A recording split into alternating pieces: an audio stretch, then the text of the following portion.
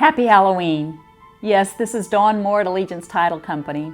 And keeping with our Halloween video tradition of telling scary stories from the closing table, here's one for the record books.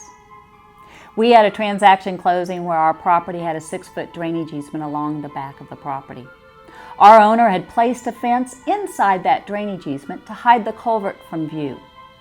At one point in time, the backyard neighbor had decided to extend his wood deck around the pool over that drainage easement.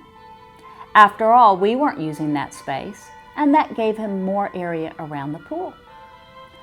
Our particular buyer wasn't as concerned about the wood deck being over the drainage easement, but he was concerned about his liability for a slip and fall. He asked us to get an agreement from the neighbor. But he also said, while we're at it, let's make sure that the neighbor is not claiming title to my land by adverse possession. We prepared a boundary line agreement which contained a hold harmless and presented it to the neighbors. The agent asked if I would spend some time visiting with the neighbors and explaining the terms of the agreement. We scheduled a phone call for Sunday afternoon. The closing was to occur at noon the next day. When the neighbor called me late Sunday afternoon, of course I greeted him, "Hello, how are you? Hope you had a nice weekend." He proceeded to tell me, no, he didn't. And then he told me what happened. My seller had appeared on his property that afternoon with a contractor and a chainsaw. The contractor sawed 6 feet of the wood deck off.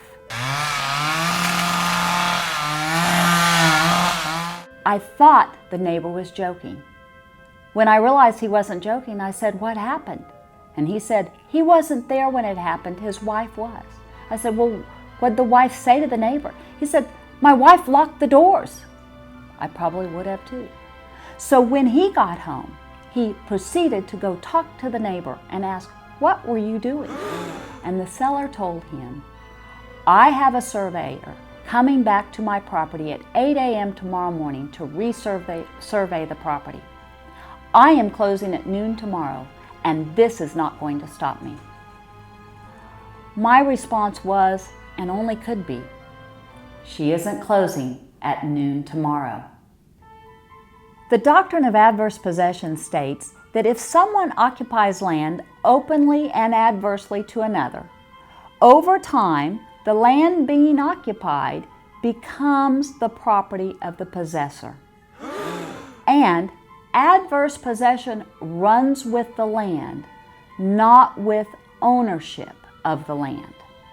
Which means, depending on how long that wood deck had been extending over that drainage culvert, was a determining factor of whether the neighbor owned that land by adverse possession. Simply removing the encroachment would not have the effect of reverting title back to the seller. No one knew how long that deck had been there. The next day, the seller called me to tell me that her attorney told her that I could not hold up closing simply because the neighbor was going to sue her for property damage.